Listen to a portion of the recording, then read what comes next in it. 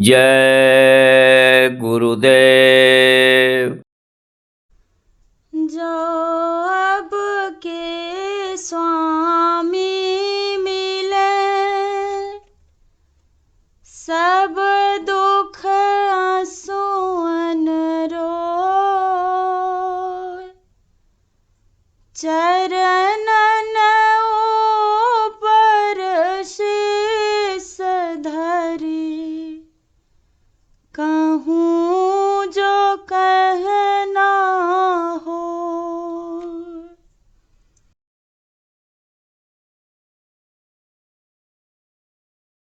सुनो रे भाई, नाम रतन अनमोल। सुनो रे भाई, नाम रतन अनमोल। सुनो रे भाई, नाम रतन अनमोल। सुनो रे भाई, नाम रतन अनमोल। सतगुरु नाम का पावन हीरा, सतगुरु नाम का पावन हीरा। कहता मन का मगन मजीरा, कहता मन का मगर मजीरा। कौन लगाए मोल, सुनो रे भाई, नाम रतन अनमोल। कौन लगाए मोल, सुनो रे भाई, नाम रतन अनमोल। पापों में क्यों खोया भाई, पापों में क्यों खोया भाई। इधर है कुआं, उधर है खाई, इधर है कुआं, उधर है खाई। अपनी आँखें खोल, सुनो रे भाई, नाम रतन अनमोल। अपनी आँखें खोल, सुनो रे भाई, नाम रतन अनमोल। नाम रतन है सबसे प्यारा, नाम रतन है सबसे प्यारा। जय गुरुदेव नाम है न्यारा, जय गुरुदेव नाम है न्यारा। ये अमृत का है घोल, सुनो रे भाई, नाम रतन अनमोल। ये अमृत का है घोल, सुनो रे भाई, नाम रतन अनमोल। नाम रतन की मिली है पूंजी, नाम रतन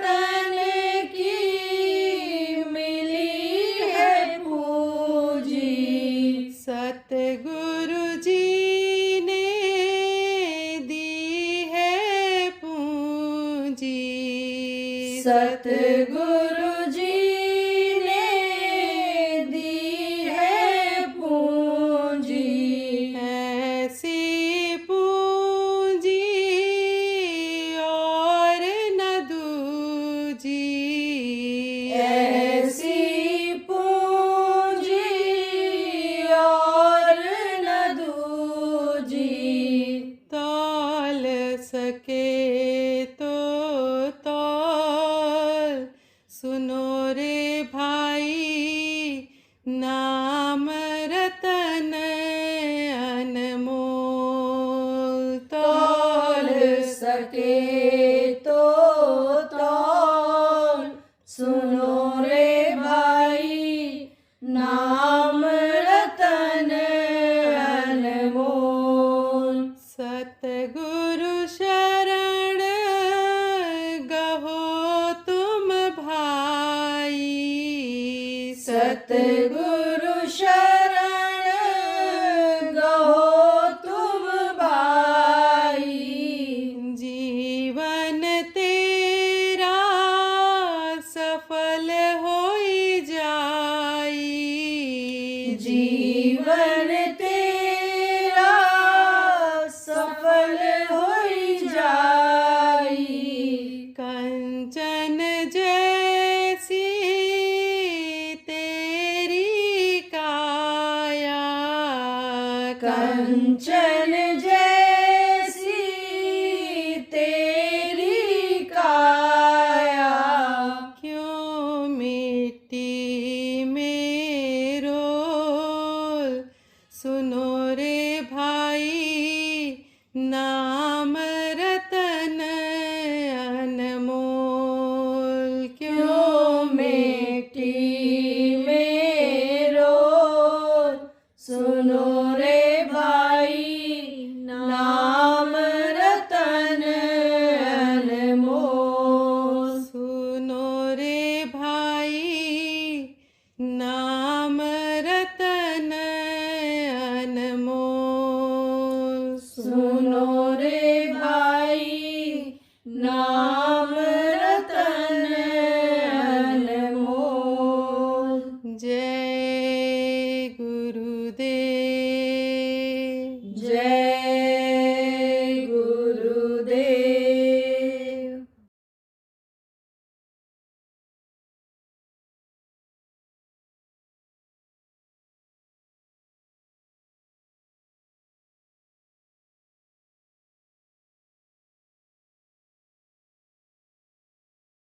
प्रार्थना जरूर याद होना चाहिए।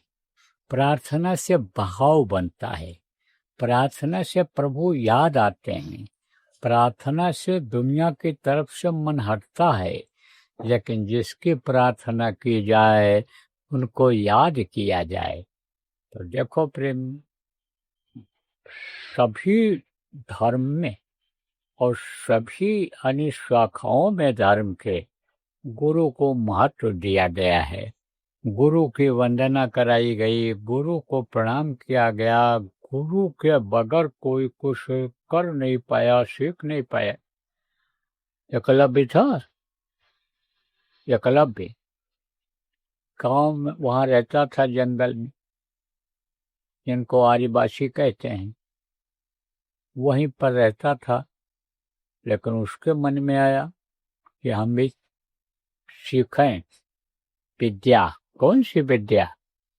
तीर चलाने की विद्या, बाण चलाना सीखें। तो उस समय पर द्रोणाचार्य गुरु थे, बहुत माहिर थे, बाण विद्या बहुत बड़े ज्ञाता थे, जानकार थे। तो गुरु द्रोणाचार्य के पास गया, कहा हमको भी सिखा दीजिए। बोले तुमको नहीं सिखाएंगे, हम तो राजपुत्रों को सिखाते हैं, हम तो उन्हीं को सिखाएंगे। चला गया। लेकिन उसको ये मालूम था कि वीर गुण हो न ज्ञान। तो इनकी मूर्ति बना लिया और उन्हीं को मूर्ति को ही गुरु मान लिया और वहीं उनका ध्यान करने लग गया। और ध्यान करने लग गया तो अकल आने लग गई। और तीर चलाते चलाते सीख लिया। तो एक दिन जा रहे थे। कौन? गुरु द्रोणाचार्य। कहाँ जा रहे थे? जंगल में से होकर के कहीं किसी जगह पर दूसरे गांव में जा रहे थे। तो इनके साथ एक कुत्ता भी था। तो कुत्ते को कुछ आहट लगी कि आगे कोई आदमी है, और उसकी झोपड़ी वहीं पर थी, रास्ते से थोड़ा सा हट करके। तो कुत्ता भूखा, भूख करके आगाह किया। कुत्ते भूखते हैं, उसमें दोनों आगाह हो जाते हैं। आगाह मतलब चेत जाते हैं कि कुत्ता है काटेगा, और जो पाल के रखता है उसको मालूम हो जाता है कि हमारे लिए खतरा है, उसको ये बचाना चाहता है, तो कहता होशियार हो जाओ। तो कुत्ता भूखा। जब कुत्ता भूखा तो उसने सोचा कहीं ऐसा ना हो कुत्ता छोड़ दें ये लोग, हमारे ऊपर आ जाए। जाने वाले पथिक इनको तो पहचानता नहीं था, दूर से देख रहा था कि कुछ लोग जा रहे हैं। अक्सर लोग उधर से आते जाते रहते थे। तो उसने क्या किया, वहीं से तीर छोड़ दिया। एक तीर छोड़ा, मारने के लिए नहीं, कुत्ते का मुंह बंद करने के लिए। अब धनुष से एक तीर चला और कुत्ते के मुंह तक पहुंचते पहुंचते कई तीर उसमें हो गए, कई बाण हो गए, और उसके मुंह में घुस गए, मुंह बंद हो गया कुत्ते का। तो दोबारा फिर जब आवाज नहीं लगाया कुत्ते ने, तो देखा द्रोणाचार्य ने कि कुत्ता कहाँ चला गया।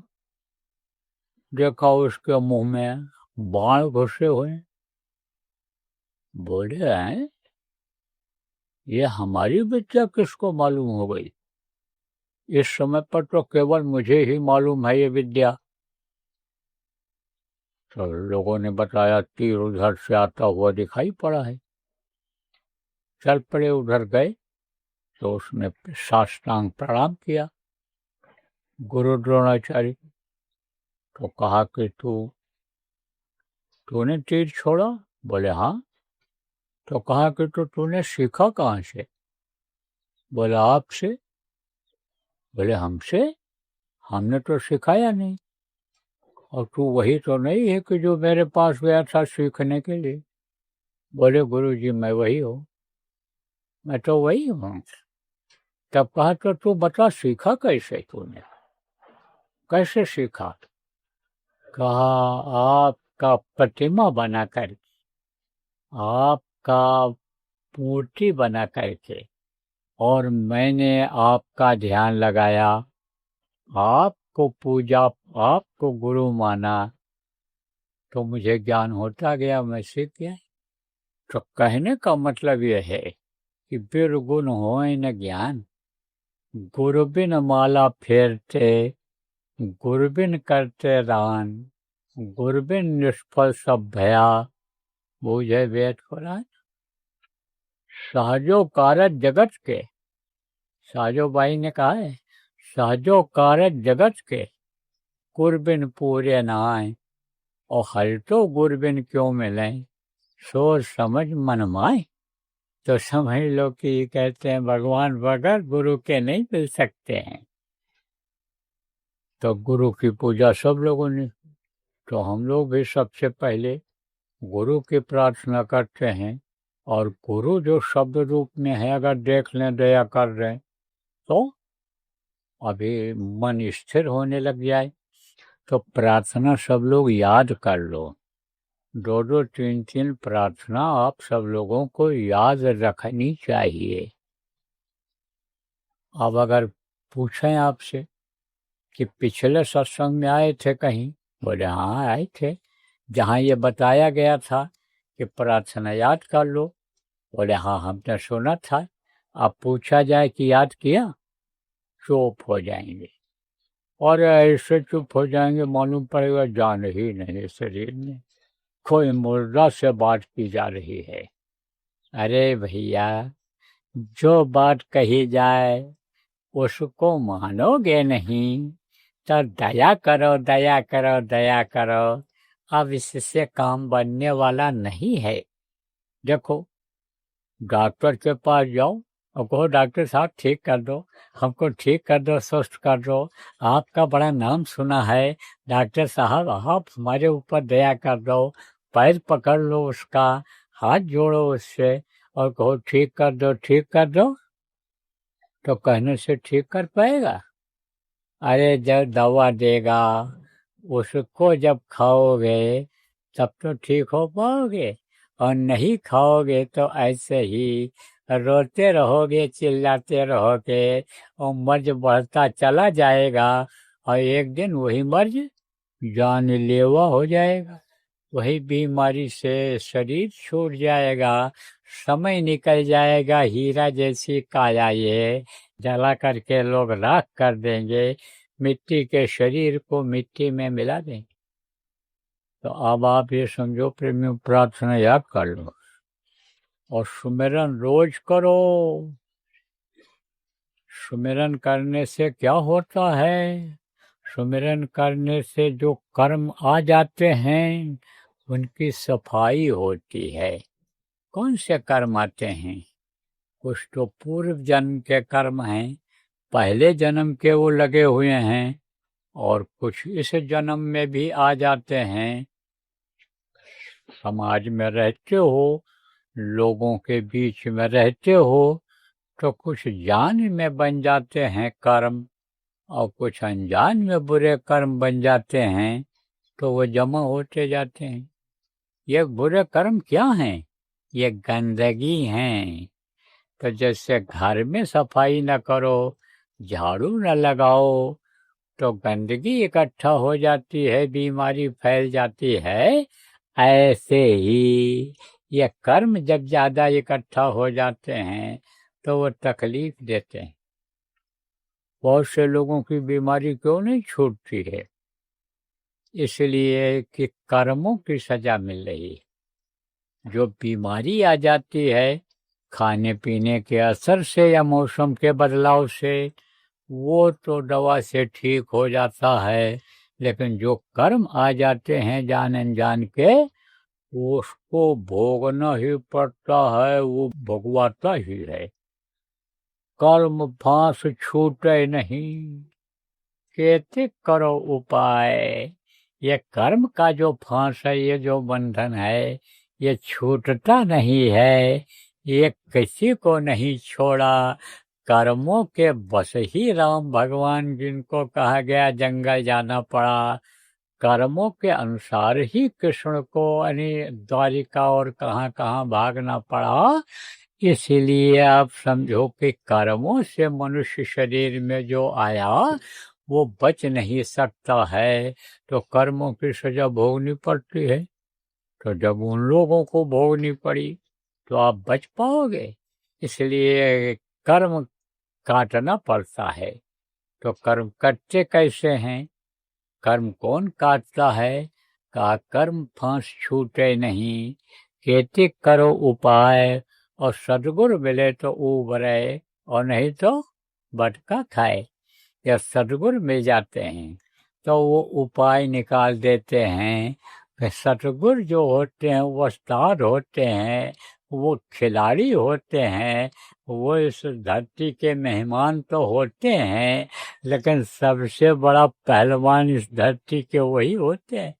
अच्छे अच्छे को परास्त करते हैं, दांव अपने हाथ में रखते हैं। पहलवानी सिखाते थे, एक उस्ताद थे, तो पहलवानी सीख गया, वो दांव सब सीख गया। तो गुरु जी से ही हाथ मिला लिया, कहा आज हमारी आपकी कुश्ती होगी। तो गुरु जी जो है ऐसा दांव मारे कि फट से गिर गया, हाथ मिलाते मिलाते वो फट से गिर गया। गुरु जी हल्के बदन के थे और थोड़ा भारी बदन का था, उठा लिया, गुरु जी को उठा लिया।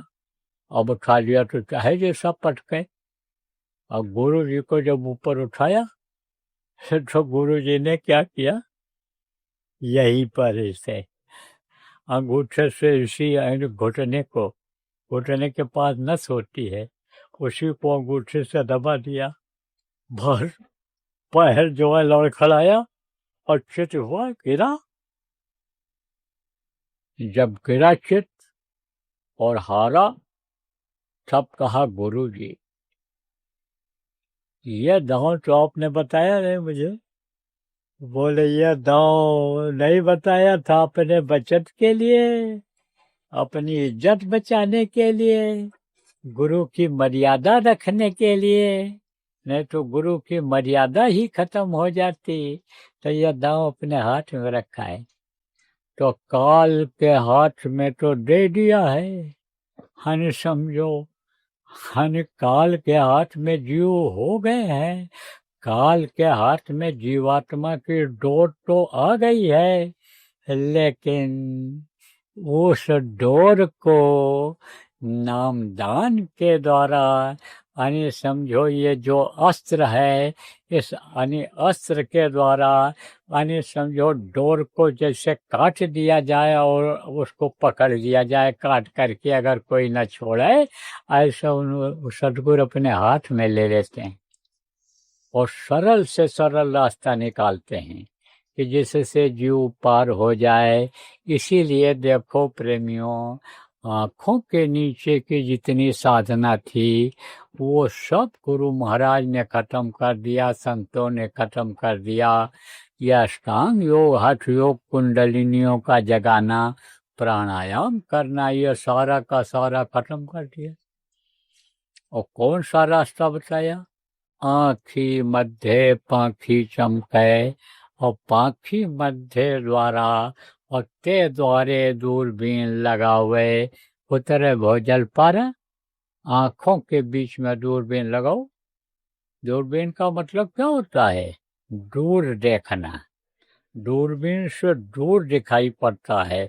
ऐसे बताया गया है कि भाई दोनों आँखों को बंद करके दूर देखो, एक जगह पर ही देखते रहो, दृष्टि को इधर उधर मत हटाओ। पलकें जो बाधा डालती हैं उनको रुकने का अभ्यास करो। इसीलिए तो बताया जाता है ध्यान में। तो सुमिरन रोज करो। सुमिरन करने से जिनका नाम लेते हैं, उनके रूप को जब याद करते हैं, तब वो देखते हैं कि हमको कोई पुकार रहा है, याद कर रहा है। लेकिन उनको कैसे देख पाओगे?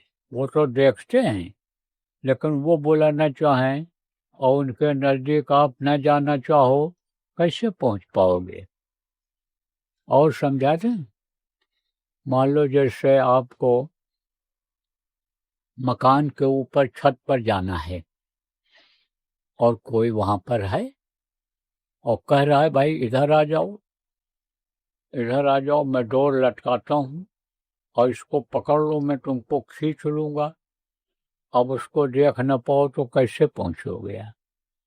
और अगर वो ये कहे कि ये देखो घर तुमको जो नीचे दिखाई पड़ रहा है, हम नहीं भी दिखाई पड़ रहे हैं, लेकिन घर जो तुमको दिखाई पड़ रहा है, इस घर के छत के ऊपर हम हैं और ये डोर मैं लटका रहा हूँ, ये रस्सा लटका रहा हूँ, इसको पकड़ लो, मैं तुमको खींच लूंगा। तो उसके पास पहुंच जाओगे तो रस्सा दिख जाएगा, और रस्सा जब दिख जाएगा तब आप वहाँ पकड़ लोगे और वो खींच लेगा ऊपर। लेकिन वहाँ जाओगे ही नहीं आप ये समझो कि मुड़ोगे ही नहीं उस जगह पर। जैसे आप उल्टा मुंह करके खड़े हुए हो, उल्टा मुंह करके, मकान आपके पीछे है, तब जब वो कहे कि भाई उधर घूमो और इधर इधर घूमो, मुंह करो, और मकान दिखेगा तुमको, और पकड़ो रस्सा को हम खींच रहे हैं, तब तो बात बनेगी, तब तो ऊपर पहुंच पाओगे। तो आप तो पुकारोगे, वो देखेगा आपको। जैसे कहीं फंसे हो आप, आगे खंडक ही खंडक है, खाई खाई है, और जान बचाना है आपको, उस पार जाना है, और बीच में मान लो जैसे पहाड़ी हो, आप ये समझो जैसे कोई मकान हो, तो ऊपर से चढ़ करके नीचे उधर उतर जाओ तो आप तो पुकारोगे, लेकिन पहुंच नहीं पाओगे आप। तो क्या करना पड़ेगा? घूमना पड़ेगा, उल्टा होना पड़ेगा। उल्टा का मतलब क्या? आगे का पीछे, पीछे का आगे। हो जाता है ऐसा, आगे का पीछे, पीछे का आगे। अब जैसे पीछे लोग वहां बैठे हैं, अब वो कह रहे होंगे हम पीछे बैठे हैं, हम पीछे बैठे हैं, और आप कह रहे हो हम आगे बैठे हैं, एकदम हम आगे बैठे हैं। लेकिन अभी घुमा दिया जाए, उधर मुँह करवा दिया जाए, तो आगे कौन हो जाएगा? कौन हो जाएगा? अरे वो हो जाएंगे, आप पीछे हो जाओगे। इसलिए बहुत से लोग जो संगत में कूद कूद करके आगे आना चाहते हैं, हम ही मुखिया बन जाएं, हम ही नेता बन जाएं, हम ही वो हो जाएं, उनका भ्रम और भूल है। कोई गलती कर बैठेंगे बगैर सीखे सोचे समझे, तो समझो कि वो भी पीछे हो जाएंगे, हटा दिए जाएंगे, और पीछे वाले आगे हो जाएंगे। उनको मौका मिल जाएगा। नए लोगों को, कुछ लोगों की यही सोच रहती है कि हमारा अधिकार बना रहे, हम न हटें अपनी जगह से, काम हो चाहे न हो। तो काम तो लेने वाला ये देखेगा कि भाई काम हमारा इनकी वजह से पिछड़ रहा है, ये बुढ़े हो गए, कमजोर हो गए, इनका दिल दिमाग कमजोर हो गया, तो काम करने वाले को तो नया आदमी लाना पड़ेगा। तो जो भी पीछे पीछे चल रहा है, सीख रहा है, उसको आगे किया जाएगा कि नहीं किया जाएगा? तो ये बात आप सब लोगों को समझने की जरूरत है। तो सुमिरन में क्या हुआ? सुमिरन में तरक्की किसकी हुई? उसकी हुई कि जो दुनिया की तरफ से मुख को मोड़ा, जो इंद्रियों की तरफ से मन को हटाया, उसी की तरक्की हुई। जिसके लिए कहा गया उल्टा नाम जपत जग जाना, वाल्मीकि भय ब्रह्म समाना। अन्ना समझ पाने की वजह से लोग जो है उल्टा नाम का मतलब बोले मरा मरा मरा मरा कहो तो राम राम मुँह से आ जाएगा। कोई समझा कि उल्टा नाम का मतलब होता है कि उलट जाओ, सिर के बल खड़े हो जाओ, तब भगवान का नाम लो, तो शीर्षासन करने लग गए। डॉक्टर ने कहा दवा देते समय मरीज को देखने के बाद शीशी में दवाई दे दिया, और डॉक्टर ने कहा हिला करके दवा पिलाना। अब वो ले गए, मरीज को ही हिलाने लग गए और दवा पिलाने लग। अब उसकी तबीयत और बिगड़ी। फिर लाद के ले गए। डॉक्टर ने कहा कि भाई क्या हो गया? दवा पिलाया नहीं? वो साहब दवा पिलाने में ही कोई हालत हो गई। बोले कैसे पिलाया? बोले नाश कर दिया तुमने, तुमने केस खराब कर दिया, अब और समय लगेगा। दवा जो पीने के लिए शीशी दिया था उसको हिला के तुमको मिक्सचर मिला करके पिलाना चाहिए, और तुम मरीजे को हिलाने लग। तो ऐसे ही समझ लो। कबीर साहब इसीलिए तो कहे कि चलती को गाड़ी कहें, बना दूर को खोया, और रंगी को नारंगी कहें, देख कबीरा रोया। बोले दुनिया वालों की क्या हालत है, जो चलती है उसको कहते हैं गाड़ी है, गड़ी हुई है। चलती को गाड़ी कहें, बना दूर को खोया। खोया बढ़िया बन जाता है जब, मतलब जब दूर खूब बढ़िया पक जाता है, अच्छा बन जाता है, गाढ़ा पीने खाने लायक, तब कहते खोया है, ये बेकार है। और जो नारंगी फल होता है वो रंगीन होता है, फल का नाम नारंगी रख दिया कि रंग नारंगी मतलब जिसमें रंग न हो। तो रंगी को नारंगी कहें, देख कबीरा रोया।